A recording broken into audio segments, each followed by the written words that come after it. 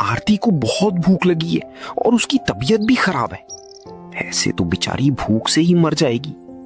मैं एक काम करता हूं, जमींदार के पास जाकर खाने के लिए कुछ मांग कर लाता हूं।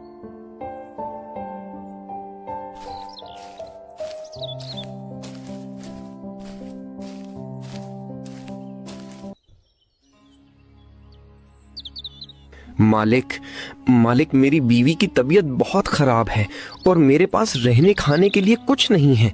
कृपा करके मेरी थोड़ी मदद कर दीजिए। अगर कुछ खाने को है तो मुझे दे दीजिए, वरना मेरी पत्नी भूख से मर जाएगी। उसकी तबीयत बहुत खराब है। मैंने क्या कोई लंगर लगा के रखा है जो तुम यहाँ आकर मुझसे खाना मांग रहे हो? मेरे पास कुछ नहीं है, निकलो यहाँ से। मदद कर दीजिए मालिक, थोड़ा सा खाना दे दीजिए। तभी जमींदार की पत्नी वहां आती है। सुनिए जी, थोड़ा खाना बचा है जो कि मैं अभी कुत्ते को डालने ही वाली थी। क्या मैं वो खाना इस कबीर को दे दूं? जमींदार की पत्नी वो बचा हुआ खाना कबीर को दे देती है। वो खाना लेकर कबीर आरती के पास आ जाता है। दोनों मिलकर वही बचा हुआ खाना खा लेते हैं और वो रात ऐसे ही काट लेते हैं।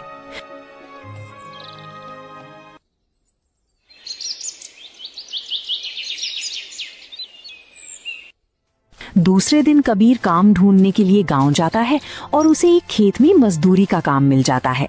दिन भर वो काम करके थोड़े से पैसे कमाकर घर वापस आता है।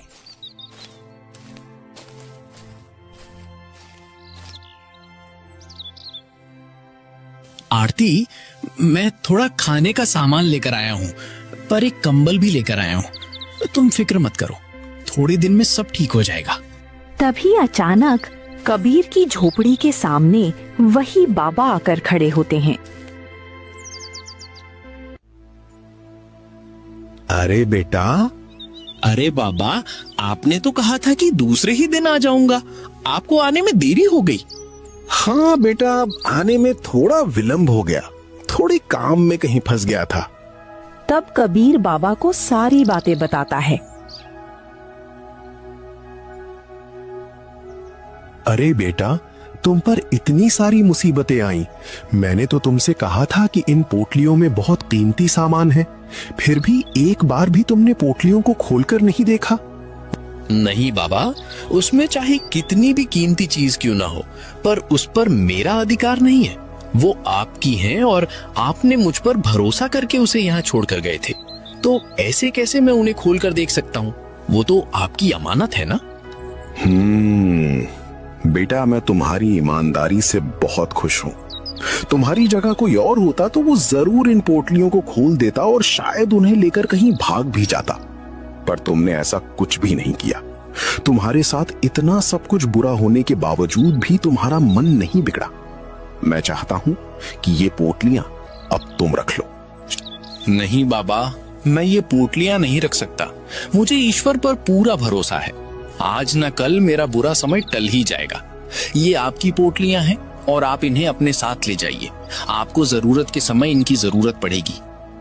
नहीं बेटा, मुझे इन पोटलियों की अब कोई आवश्यकता नहीं है, और इन पोटलियों की आवश्यकता मुझसे ज्यादा तुम्हें है। बस तुम ऐसा समझो कि ये ईश्वर ने ही मुझे यहाँ भेजा है और ये तुम्हारे कर्मों का फल है, तुम्हारी ईमानदारी का इनाम है। यही समझकर तुम ये पोटलियां रख लो। ये तुम्हारे लिए ईश्वर की देन है, इसे मना मत करो। इतना कहने के बाद कबीर बाबा की बात मान जाता है और तीनों